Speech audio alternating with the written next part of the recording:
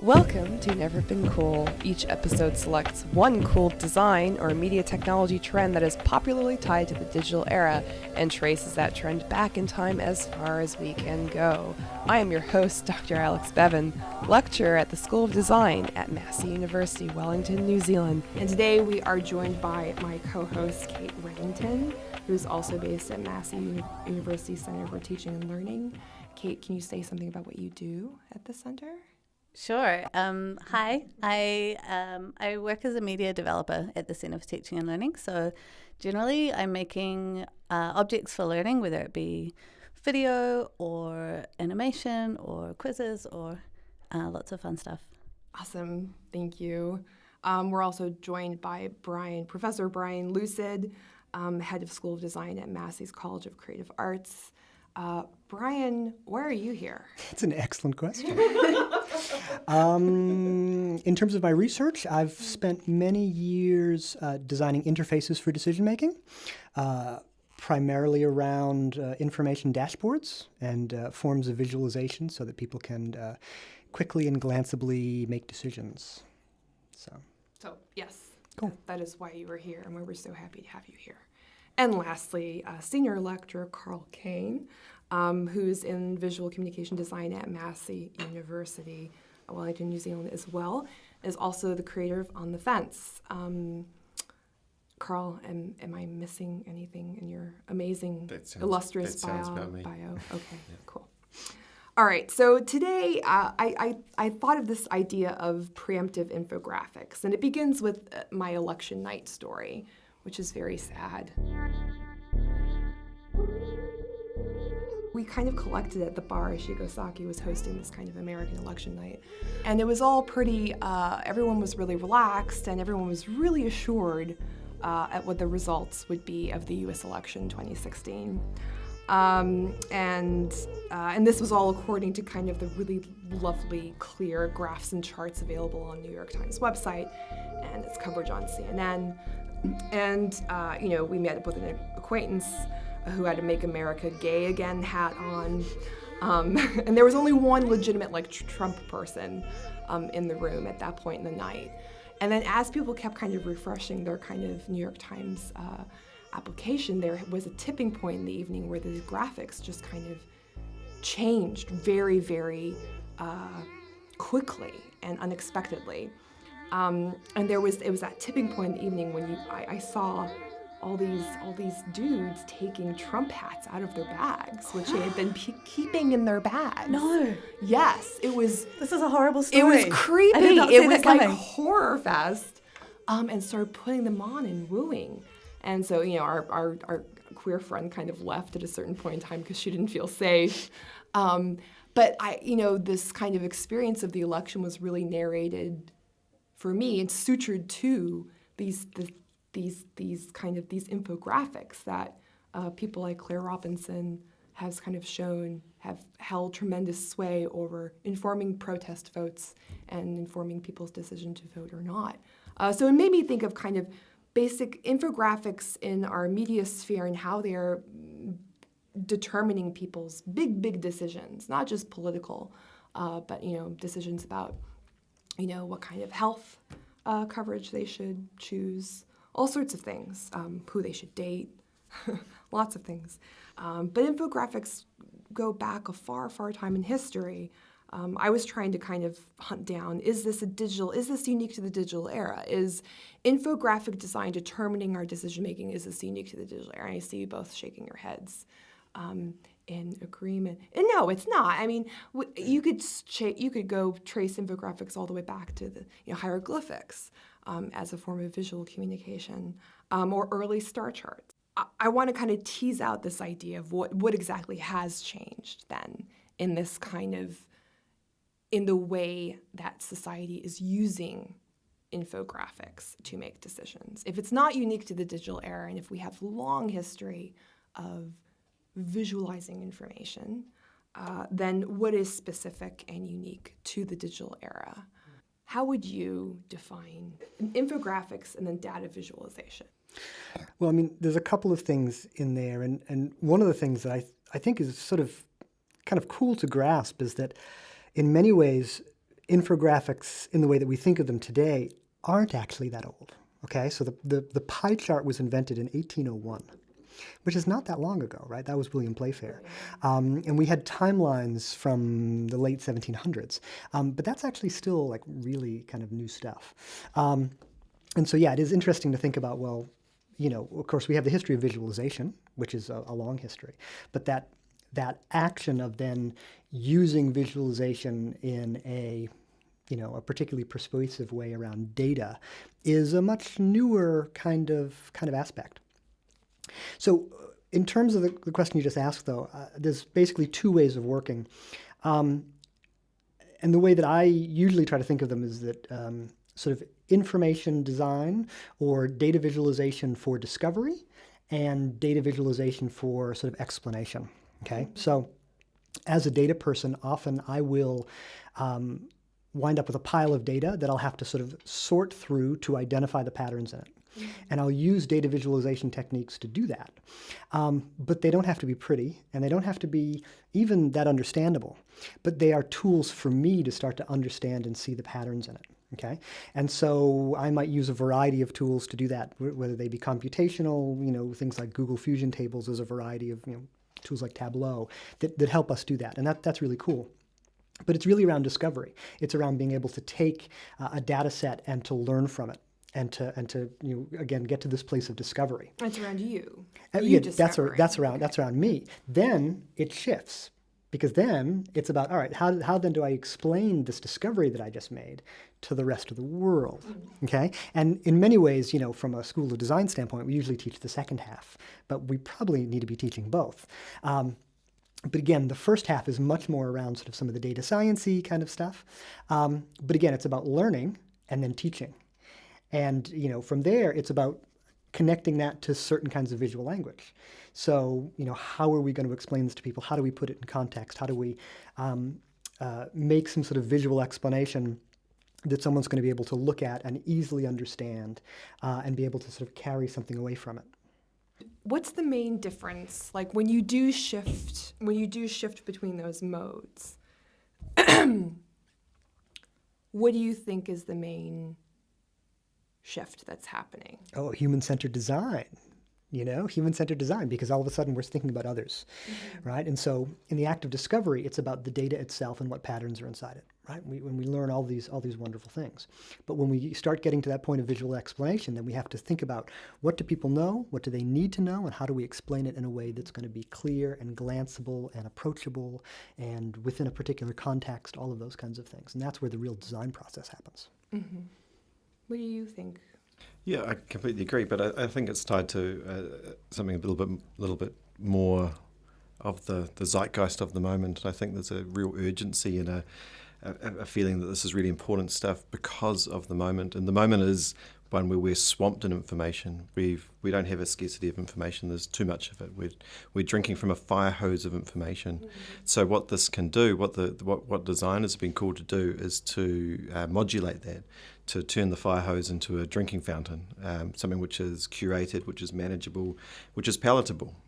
So if I think back to when Brian mentioned the early pie graphs, that was clearly a symptom of the Enlightenment. It was a reasoned Europe trying to be reasonable and make reasonable decisions and rationalize them in a way where they could point to something, in a rational way. It's very much tied to that. You can see in a pie chart, that late Enlightenment, thinking. I think what we can see in something like David McCandless, information is beautiful. Books is exactly the same for the now, which is making sense of big data, making sense of a global, migration of data and information and metrics, which otherwise, as human beings, that means nothing to us. So there's this huge, urgent need for sense making, and I think that's what we do, and that's tied into that human-centered ethos. Data isn't very human. Design has a role of making it human, making it accessible. But that's certainly where agendas can come into play in this process of designing, of making data accessible to people, to a larger population beyond yourself. That is precisely where it's not an innocent objective process. Of course, we right? care about the things we measure, and we measure the things we care about. We are in a particular space where what we measure really does have a lot of power, and the trouble with that is there are lots of human things which still can't be measured. It's still very hard to quantify the qualitative, to quantify love, to quantify certain. But there's the urge to do it, though, But of course, right there's an now. urge to do it. Us, And do you Tinder think- and yeah. Grindr and Bumble and absolutely, that data's got a huge place to play. Do you feel like the urge to quantify everything is specific to the digital era? No, I look. You look at something like Napoleon's March on Russia and that beautiful information graphic that Tufte unpacks so well.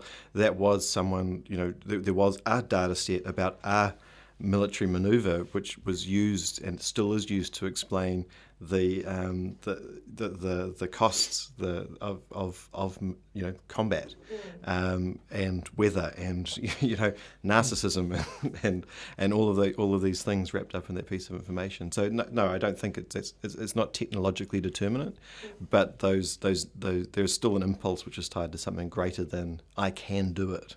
This is a new tool I've got. I think there's something about each moment which we can see in these artifacts. A pie chart speaks to a moment. There's something in this, though, because I completely agree. But when we talk about this drive to, sort through the world's data, Yeah. to tie it back to your story, I think there has been a shift, because I think that within the last year, within the last 2 years, we're all of a sudden seeing a shift where people don't actually trust data anymore. Yes. And what is the value of infographics in a world of fake news and in a world where actually it doesn't matter what data you put in front of people, they're just not going to believe it whether they want to or not. That to me is a fundamental shift. And in many ways it broke that night. Watching those needles move and then all of a sudden seeing how wait a minute, that wasn't what we expected to happen. That was sort of a moment where we all started to realize, wait a minute, our systems are sort of out of control. And so while there's still a deep desire to measure things, I think there's now an increasing sort of sense of distrust around sort of data, or around information in general.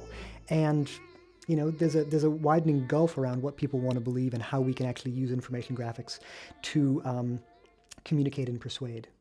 And do you know how people are exploring that issue? They're exploring it through, they're showing that change in trust through information graphics. I know. It's like So there's this beautiful irony. Everyone I've seen explaining fake news has used information this graphics. meta kind of They've used data to navel-gazing. explain the lack of trust in data.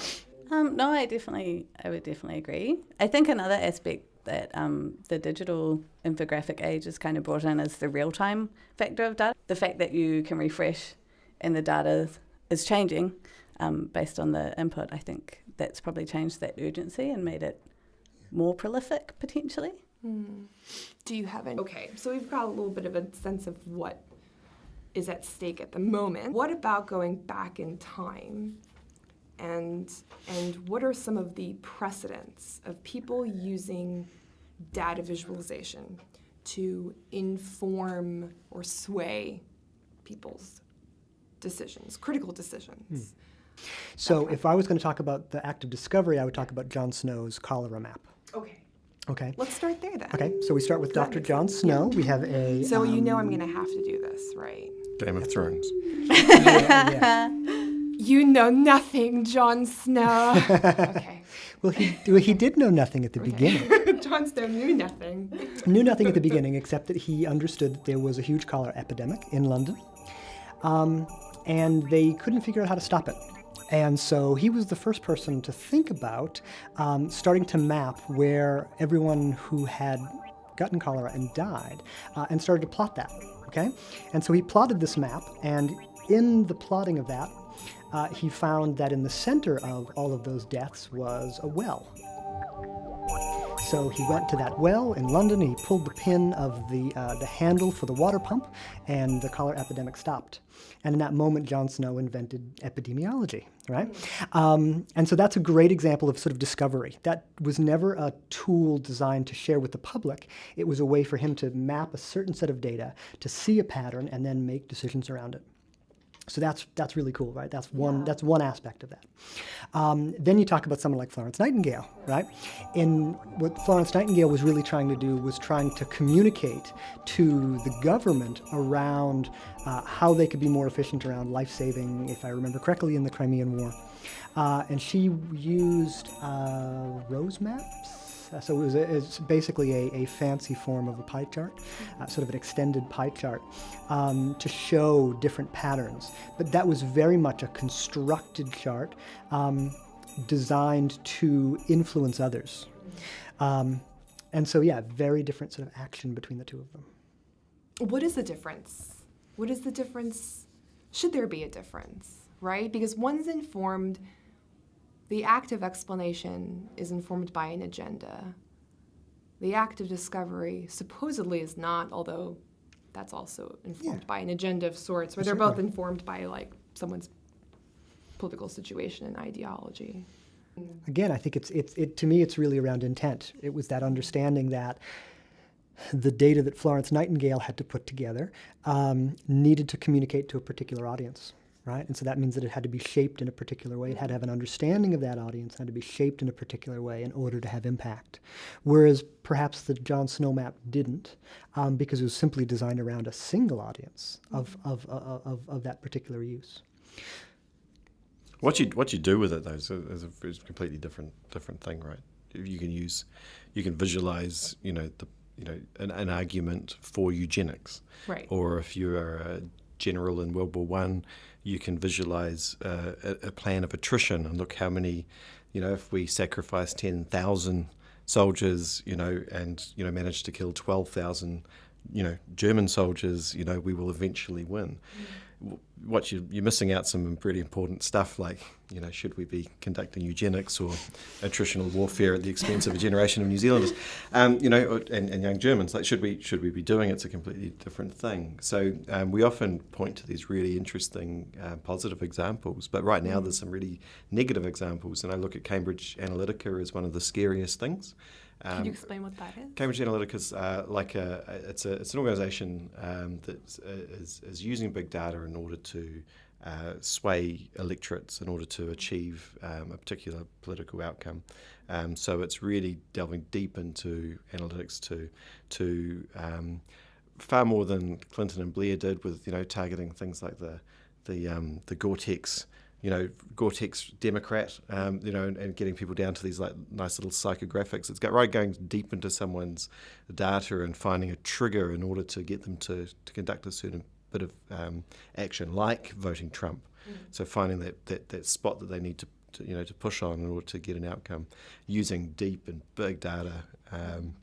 And there's data visualization, graphic designers, us. We have a big part to play in that. Again, sense needs to be made of that big data, and we have the sense making role in this process. We make it usable. We weaponize it. We weaponize the data. So at what point are you supposed to ask yourself those questions as a designer? Like, as is a designer, eugenics a good idea?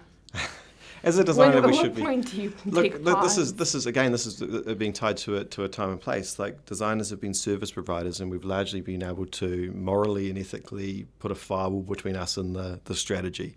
We're no longer that. We are sitting at the grown-ups table. We are sitting on the boardroom. We are asking the hard questions. So just like a doctor or a lawyer, we're now charged with that, which means we need to teach it and explore it and rehearse it, and develop an ability to be critical in our design. Should we be visualizing this? Who are we privileging with this? Whose story is this? Who owns this data? So we need to start asking those questions more. But if we do put design, our version of designs, the Western canons, as starting point as the Bauhaus, we're very young. We're 100 odd years, old as a profession. We're about the same as, psychiatry. We're still finding our way around these big, philosophical, moral, dilemmas. And when do we, raise the flag? When do we say no? It's pretty hard. Which might actually be a fantastic segue into Neurath. Okay, Because- Otto Neurath, which I'm not entirely clear on how to pronounce, dear listeners. So I'm just going to do my best German accent. Otto Neurath, social scientist and political theorist. born to a prominent political economist, Wilhelm Neurat. Otto championed the scientific attitude in the 1920s in Vienna. He studied Egyptology, political theory, mathematics, economics, and logic early on in uni. So really, really kind of a Renaissance man, very well versed in a lot of disciplines. So what does Otto believe, and what is the Vienna Circle? So the Vienna Circle, 1920s Vienna, believes that scientific knowledge should be cooperative. It can operate as a unifying universal language across all disciplines. They believe that the logic and the scientific process should undermine all decision making and could even be mobilized to predict and design most events in the marketplace and politics. Otto wrote of creating a, quote, unified science that can successfully serve all transforming activity. Let me show you a picture of Otto, who, quite frankly, looks like a creep. He's just Rasputin. But if you find a picture of him when he's older, he looks he was very fine different. older. He was a little creepy when he was younger. Piercing but kind eyes. Piercing Rasputin-like eyes. He has got a little bit of a metal beard. It's a good beard. He's got. I think you're being hard on him. Yeah. Yeah. I think I want to be friends with him. Same. Part of this sort of pursuit of scientific language as a universal sort of medium informs his development of the isotype, which he worked on for 10 years, which is a precursor to today's infographics.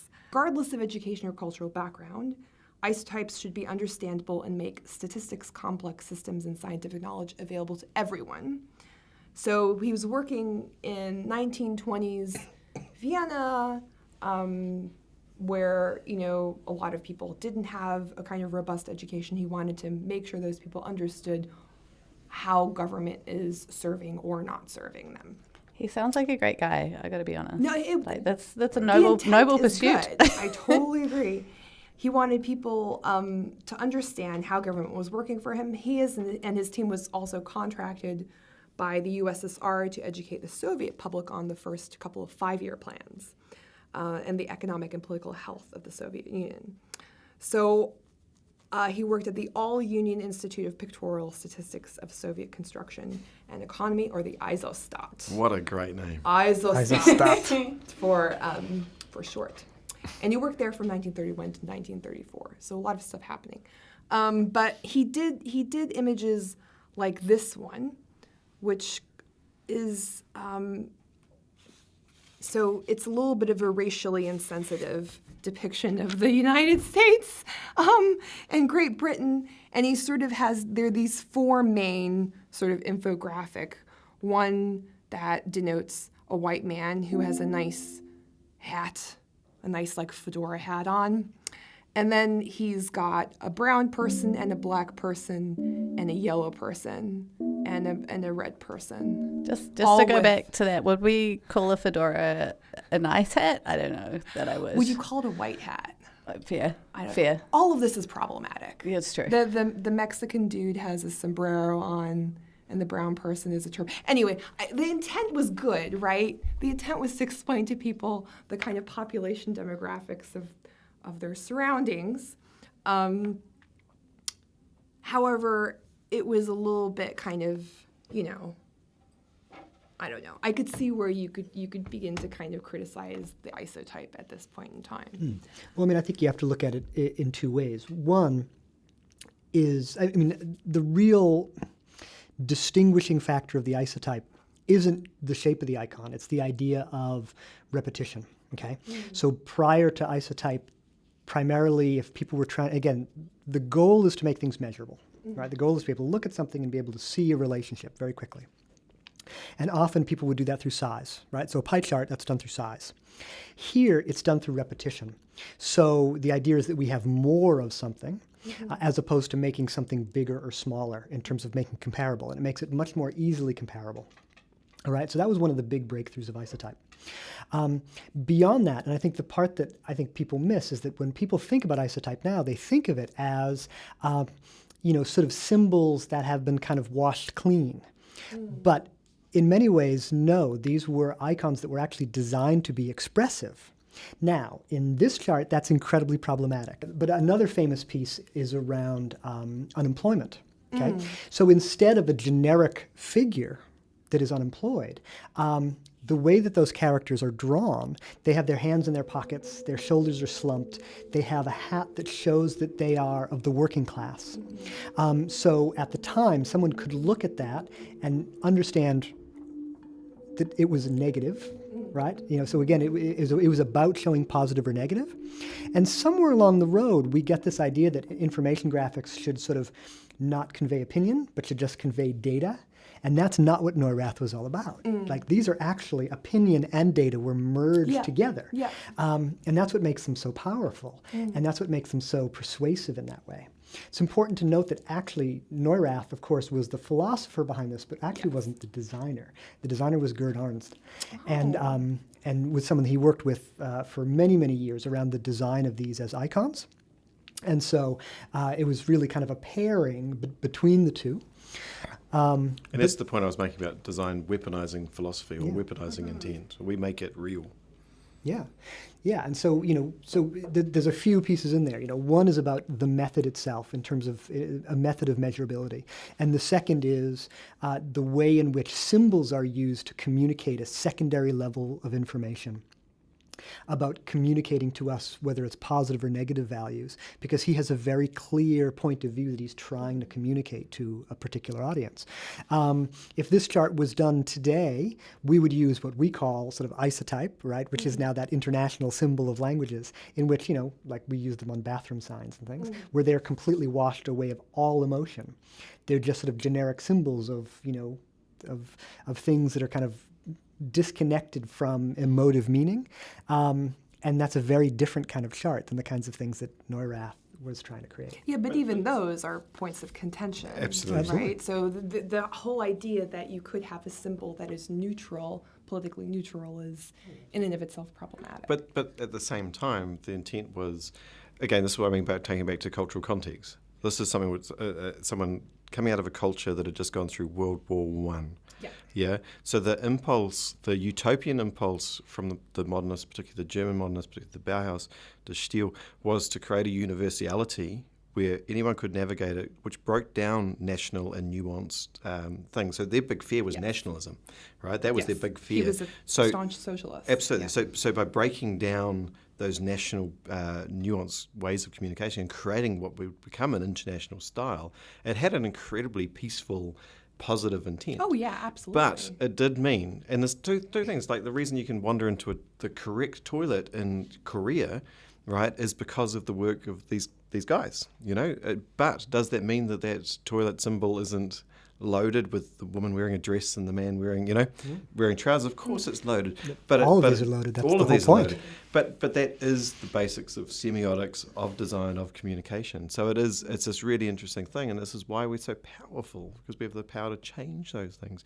Who's leading the change in terms of our approach to toilets and the transgender? It's graphic designers redesigning symbols which can, create these spaces and make them more neutral. The toilet hasn't fucking changed. Yeah. It's the designer that's kind of creating permissiveness and having this change. It's the encoding of So it. it is all tied to time and a place, a context. So let me go back to his biography. And this is largely from Stanford Encyclopedia, so I have to credit them. So he was head of the Central Planning Office in the short-lived Bavarian socialist government in Austria between 1918 and 1919. So that all kind of fell apart. So he was fired. And after the fall of this government, he was even fired from his teaching position at Heidelberg University. So from that point on until 1934, he participated in Vienna's socialist politics in the areas of adult education, and he helped found the Vienna Circle. And then in 1934, what happens is the Anschluss. So Austria is annexed by Nazi Germany, and he and his wife flee to the Netherlands because he's part Jewish.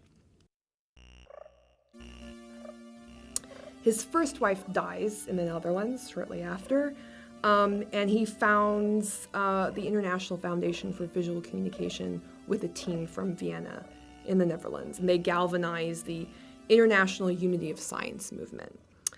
Because of his Jewish background, he's not allowed to marry his white Aryan assistant Marie Reidemeister. So he and Marie flee on a boat to the UK after the Nazi invasion of the Netherlands in 1940. And they were actually in an internment camp in the UK for 8 to 9 months there before they got released and they got married. And then he dies very suddenly in 1945 in Oxford. So they flee to the UK in 1940. In 5 years, he dies. And Marie, his second wife, finishes his work on the isotype and publishes a lot of his material posthumously. It sounds like true love to me. It does.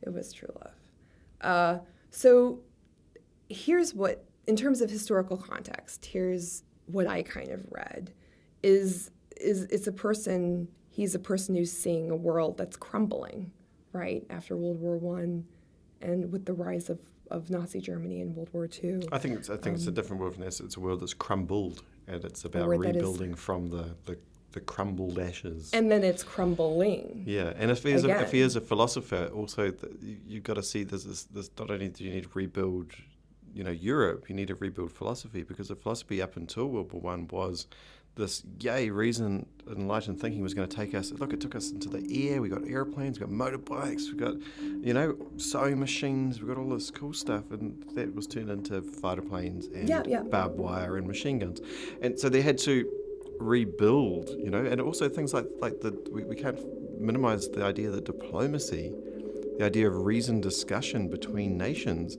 that was a failure. So Failed you've got this miserably. whole idea that reason is like so questioned, and again, this is something which ties to the now. That's what I was Absolutely. thinking. It is feels that like now, where it's this kind of like, resonates. yeah, absolutely. Absolutely. Absolutely. Resonates, and this kind of thrust of design to somehow make reason out of well, not a just messy that, world, and even reason kind of failing us. but even what we do and who we are and all of that. Like designers had a great time in the postmodern moment, creating myths and projecting them onto similar products. We were really good at it. We could make awesome myths and project them onto really shitty things, like cigarettes and all sorts of stuff. We were really good at that. But also relativism became really, really difficult. Like, that relativism that underpinned my design education, and gave me, manifesting things like David Carson and, what do you mean, deconstruction. like relative truths? Yeah, like absolutely. Okay. But now we have to apply that relativism to Trump and Dockers and polo shirt wearing Nazis in Charlottesville. Yeah. Do I really Let me have to hear apply your my side own? of the story, Mr. Nazi. Yeah, like, do I Yeah. really have to listen to the Nazi and the climate change denier and relativism says their opinion is as valid as mine. So then I have to re-question relativism. This is like my question. In this environment, I see a lot of parallels between these two. Totally. And maybe that is an act of interpretation that's flawed to begin with, and totally subjective. Well, but I think to take a step back from that, though, I'm not fully sold that Neurath was really going after neutrality. Like you've mentioned a few times about the idea that these icons are supposed to be neutral. I'm not sure that was actually the aim. I think that has become the aim since then, but I'm not sure at his moment that they were really trying to make these neutral. I think that he was actually deeply trying to make these communicate, and understood that the only way that they would communicate was by putting those elements into them. Because you're right, they're not neutral. But it's the illusion of neutrality that it wants to foster, right? Well, compare that to William Playfair, right? Where it was lines and boxes that were primarily mathematical, right? Now, again, harder to read. Maybe you need to be more educated. But in that way, perhaps even more neutral in that way, right? It's just the numbers. So the very act of moving away from what we traditionally see as sort of traditional information graphs of bar charts and line charts and pie charts into this graphical language is actually one of persuasiveness as opposed to towards neutrality. right? The neutrality is in the numbers, right? The mathematics is the neutral space. This is a space of saying if we want to communicate to a different audience, we have to use a different language. Yeah.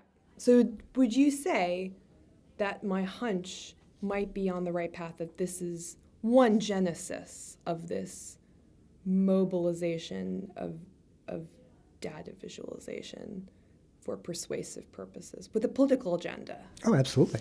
and while still maintaining an auspice of this is simple, anyone can understand it, and it's neutral. We still aspire. I still think infographics aspire to look neutral, right? So what should you ask yourself when you encounter a beautifully designed infographic that makes you think, yeah, dude, this is the truth?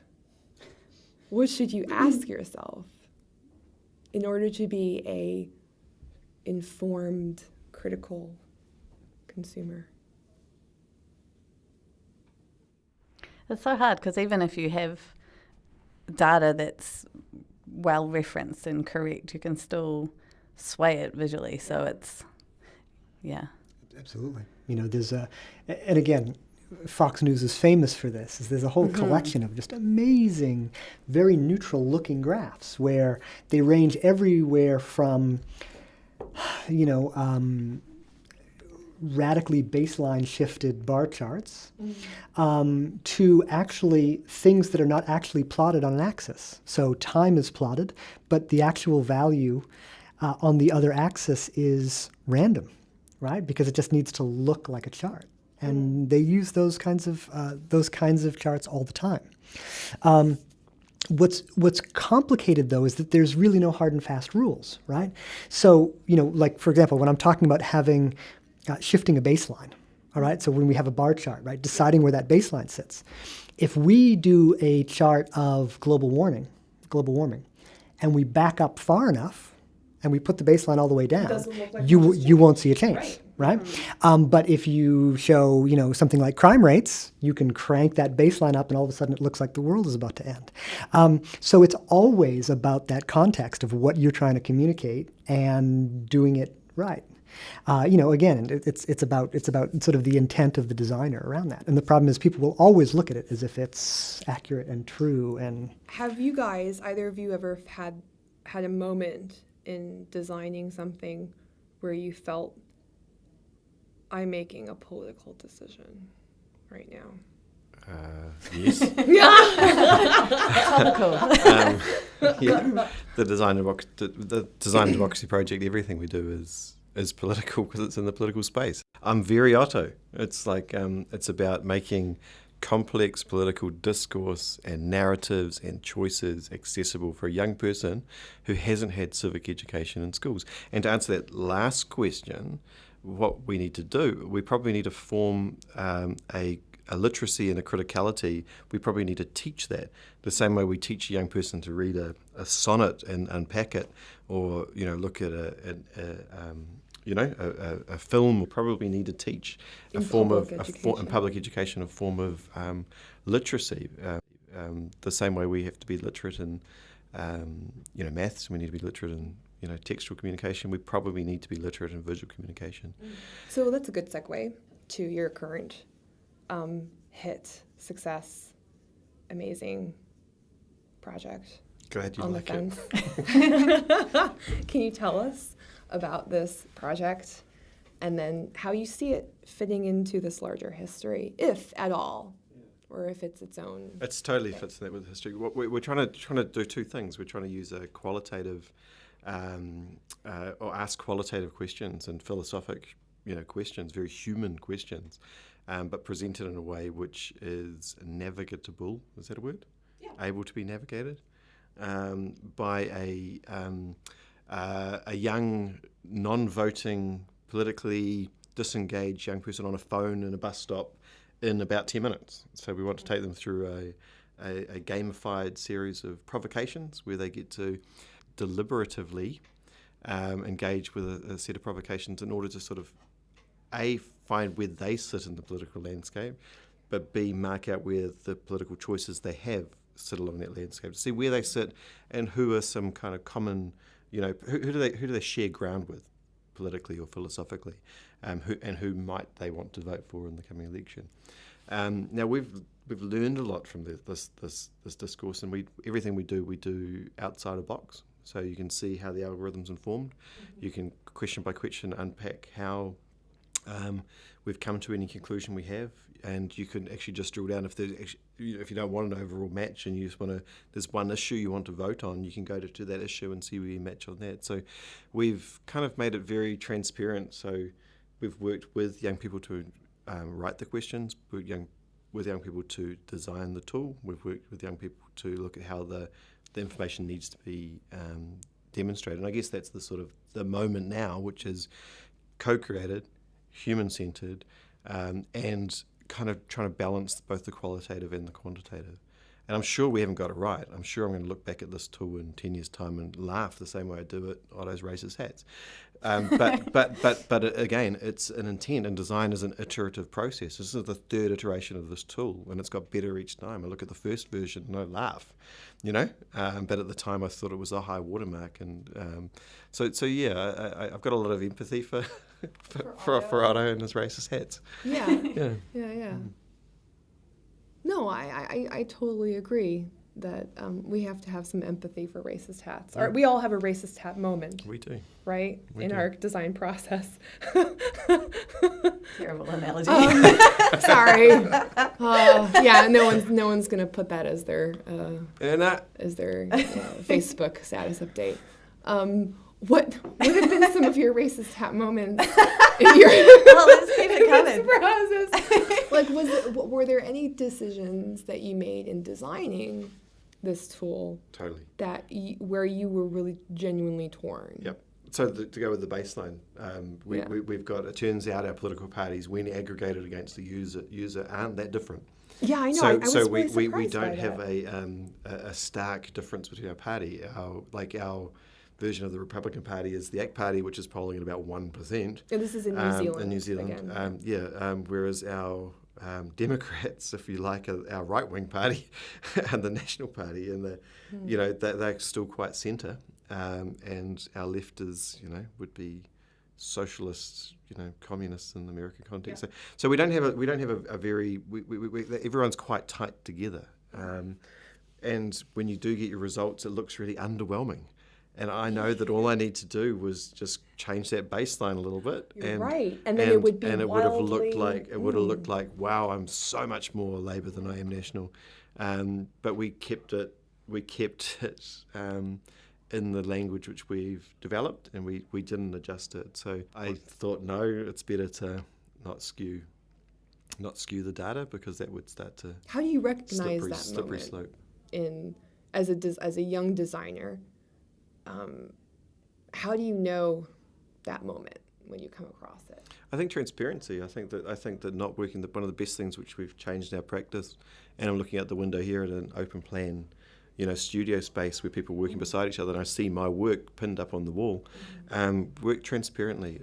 Working transparently means that, and inviting people, not defending your work, but inviting them to engage critically with it. So our work's been on the wall there for a month. And anyone could walk past and, call bullshit. We bring young people in, we bring experts in, we go out into the field and work quite ethnographically, and just give people a chance to give feedback, or call bullshit, or call racist hat. Call racist hat. Yeah. I think that's really nice, though, that the philosophy behind those decisions was transparency and making that knowledge available to everyone, and it also draws light on the fact that you're right, like a lot of the political parties in New Zealand are very clustered towards the centre. So I think that in itself is a very valid sort of thing to understand as a young voter. So Yeah. But okay, this is what I thought when I was doing On the Fence, and I was seeing what it would say as my political affiliation by answering these questions. Who'd you come up with? I'm kind of embarrassed. Green. why would you be embarrassed? Because I thought I was going to be Labour, but then because of my stance on immigration, which is obviously pro-immigration because I'm an immigrant, that skewed me. quite a bit towards green. And that was the main. So green, who was your second and third? My second was labor. Well, come on. An algorithm can only do so much. Okay, but this is what went through my head, is that this is an incredibly sexy, powerful tool that, if wielded by the wrong hands, could do some bad things. What do you mean? Like, okay, it's, and that is because I know you and I trust you and I trust your intention. More than Otto. I know more than Otto a little bit. Poor Otto. I'm man, fine. that guy. He's a great guy. I'm really happy it's out there. But you could see how this tool that suggests aligns you with a certain affiliation with certain political parties based on your answering some questions. If you wanted to skew it in a certain direction, you could do that through the algorithms. Absolutely. Right? So that makes me reflect on the state of visual communication design right now in the world, where we have a bunch of really, really well-designed, very good tools that I really hope are in the hands of well-intentioned people. So Or am I being paranoid? Are you telling me that Facebook could both connect me with friends and family around the world and create comfort and community, and create an isolated, siloed bubble, and targeted misinformation from Okay. Cambridge fair Analytica at the point. same time? This is the case with any Yeah. kind of with Yeah. anything, any design object. I think so. Okay. Yeah, it's an interesting thing to ponder for sure.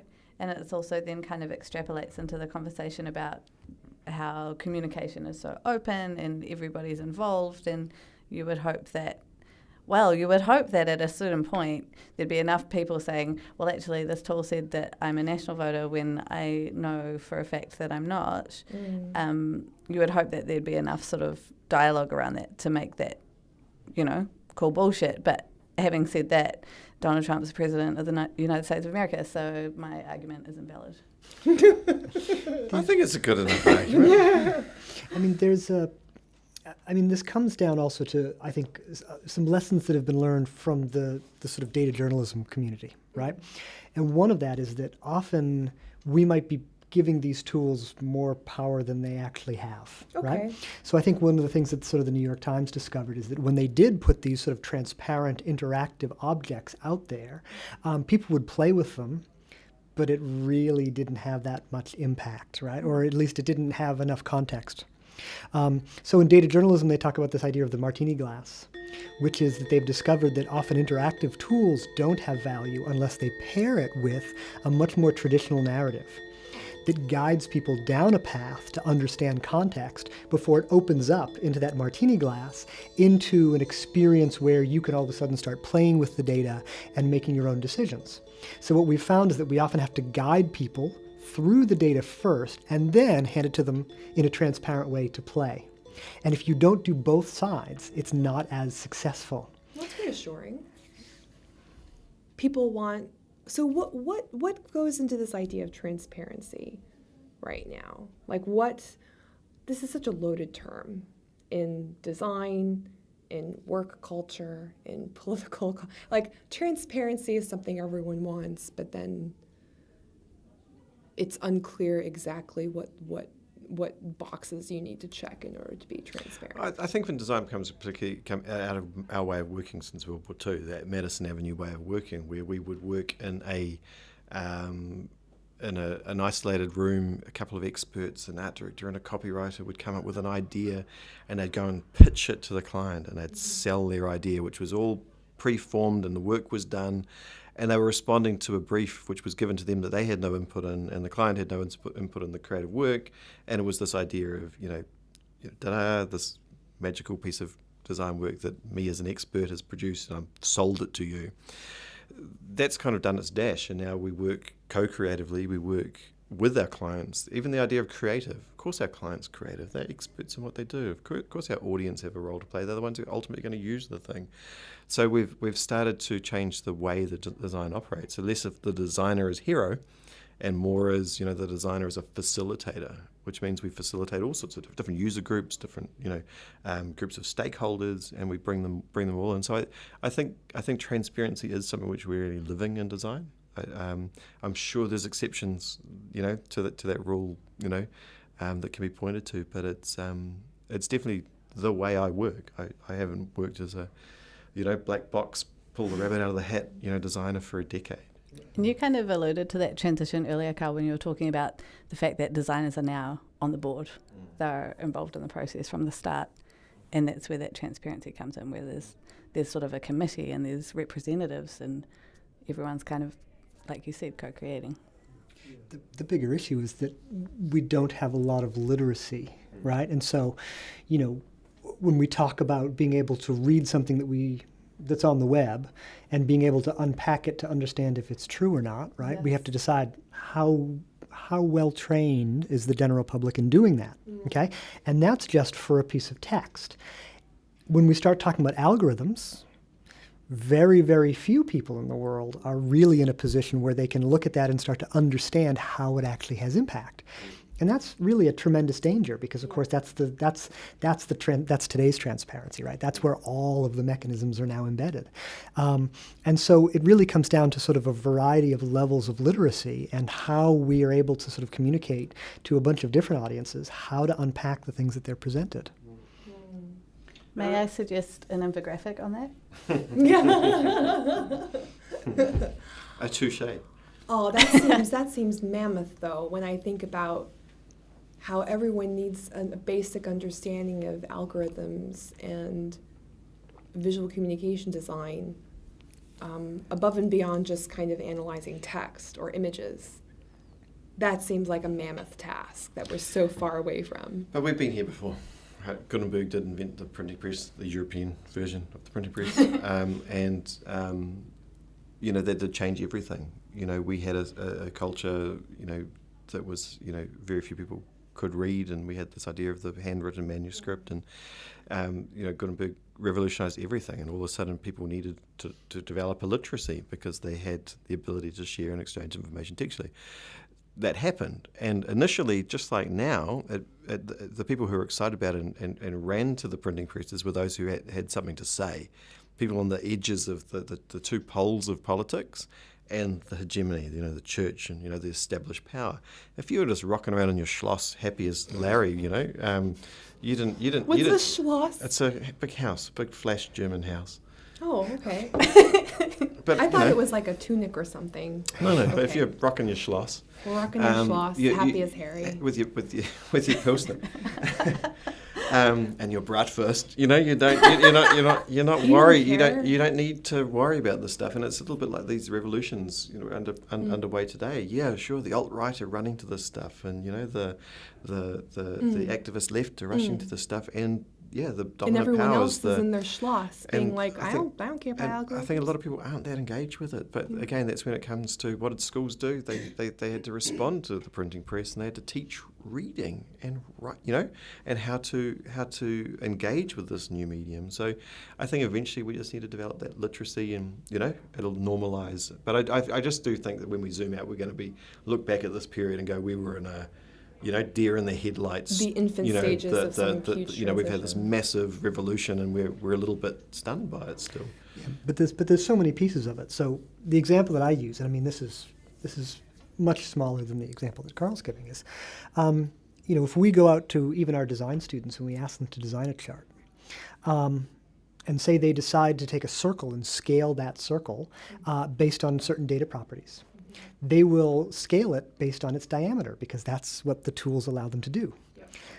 But we measure circles on area, which is not diameter, which means that if you go out into the world and you look at probably half to 3/4 of all the charts in the world that are scaled circles. They are actually incorrect because the designers who created them don't understand the mathematics, yeah, right? yeah. They're measuring by diameter as opposed to measuring by area, which takes work. It takes math, Yeah. right? And so it's that relationship between an understanding of sort of statistics and an understanding of mathematics, and then how that connects to visual language, and that there's a huge gulf between that, right? You know, and so when you talk about unpacking all those different pieces, even just the action of the designer, we're still very, very far away from having, you know, from having the ability to do that. And I think that illustrates that we are an emphasis. It goes back to what printers did initially is they copied manuscripts. They made books look like manuscripts. They didn't go, oh, I should be, you know, maximizing the ability of this new medium. They just went, I'll use this to efficiently make manuscripts, you know. And with the student with the circle was doing something similar. I don't disagree, but I also think that one of the things that computers do really well is to measure things far better than people do, right? And so a lot of it is actually more about literacy in terms of being able to connect the dots in a proper way. Because again, pie charts have been around forever, but the ability to make an accurate pie chart comes from your ability to both know the tools and understand the mathematics that grows out of a pie chart, right? It's not just an understanding of the form. It's how to apply it in a proper way. And also, of course, understanding that a pie chart may not be the proper way to even represent that data. What surprised you What in this surprised me? conversation today?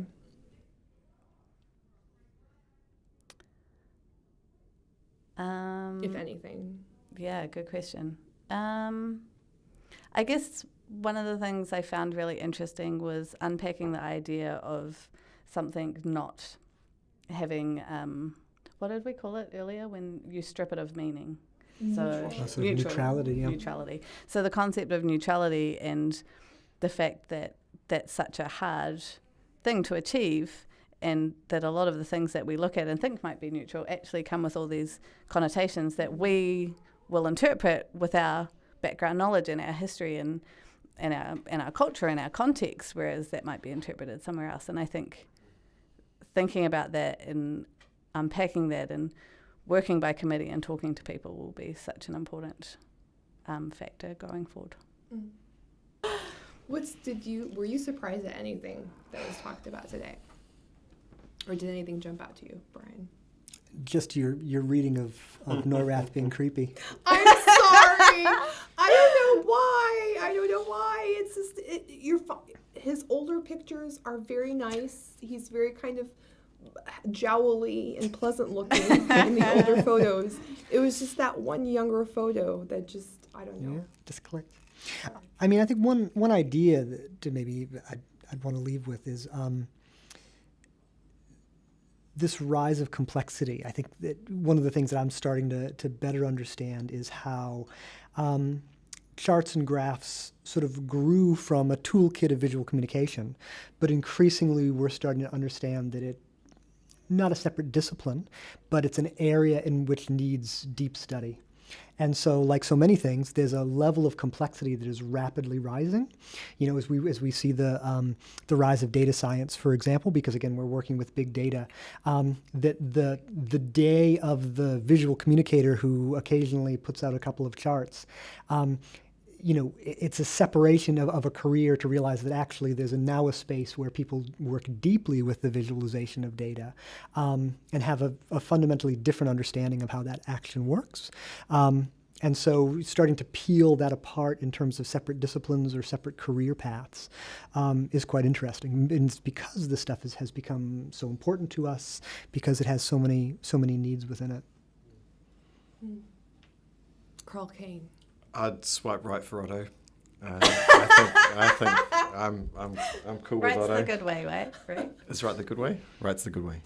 Why are you asking me? I've been married for 8 years.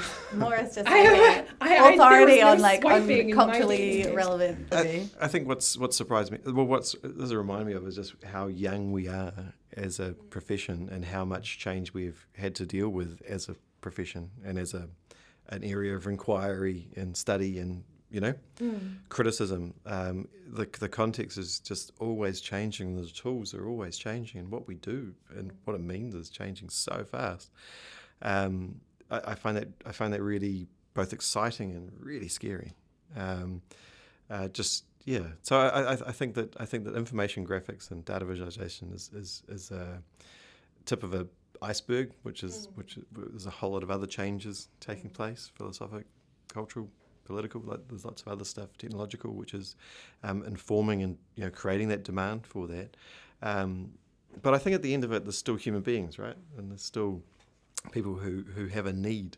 And if my theory is right, that we are drinking from that fire hose of information, and our one of our main roles now is to make it palatable so our audience can get a sip, then it is the same thing that Otto was trying to do, which is accessibility, facilitating accessibility, which is still a whole lot more exciting than selling shoes or creating aspiration. We're facilitating knowledge, so I think design's dealing with something a little bit more noble, or it's a values judgment, but we're dealing with some interesting stuff. So yeah, two things. It feels massive amount of change for a very young profession, and we do feel like we're sitting at the grown-ups table, and we have climbed the ladder from being a service provider, and trying to maximise our craft to being something far more strategic and critical and contextually informed. I'm a little more, I have maybe it's my American bleakness at the moment, but the thing that made my heart sink today a little bit was the enormity of the kind of literacy skills that needs to happen at an earlier stage than higher ed. Like we're constantly, because we're all higher educators, tertiary educators, we're all very much focused on imparting critical thinking at the tertiary level, but this really needs to happen much earlier. And some very basic skills for how to navigate a swell of information needs to happen much, much earlier. You sound like NORAF. I sound like I know. And what made me so sad today, it was this interaction that you saw, that we both had. Is like, we're talking to someone who I know, who I respect. I respect this person's intelligence, and then out of left field, they cited a conspiracy theory, and it was just like whiplash. I've known this person for months, and then out of left field comes this, conspiracy theory and another one, and it was just absolutely gut-wrenching. So what's the point of creating beautiful books if the Nazis are just going to burn the books? There was a part of me that just said, "Oh my gosh, we're in deep trouble, human beings. Like there needs to be some sort of critical framework for navigating the world that we can all get on board with, Nazis and loudmouth American feminists alike. Like we all need some sort of universal tool to make us check ourselves." So we need Otto without the racist hats. Otto, I forgive him his racist hats. Excellent. I Thank really you. do. It was a racist hat moment in a larger. Well, to be richer fair, that life. wasn't that. The act of forgiving the racist hats allows the permission to be more iterative and to have a go at these things and explore these things. Which is all part of the process, Which is right? all part of the Yes. process. I don't Fail. think we've got it right. Try and try again. It's that. I think that's a danger, is that everyone's so afraid of making mistakes in the digital era where everything is supposedly permanent and out there, that it's suffocating. And we see that with students, the fear of flaws or fear of failure, where failure is a good thing. You need to fail in order to iterate, correct? I feel like there's some really positive things happening in the secondary education sector around critical thinking and that exact process. So that's reassuring. I think it's still underway, but it really feels like a shift in the rhetoric in that area. Like any conference I've engaged in, or like even reading the design unit standards at that level, they're very much progressing to the critical thinking stage. So I think from a New Zealand perspective, that's pretty exciting. And there's obviously still a ways to go. But just so you don't feel too sad about it, there are some positive things happening. No, sorry. Debbie Downer.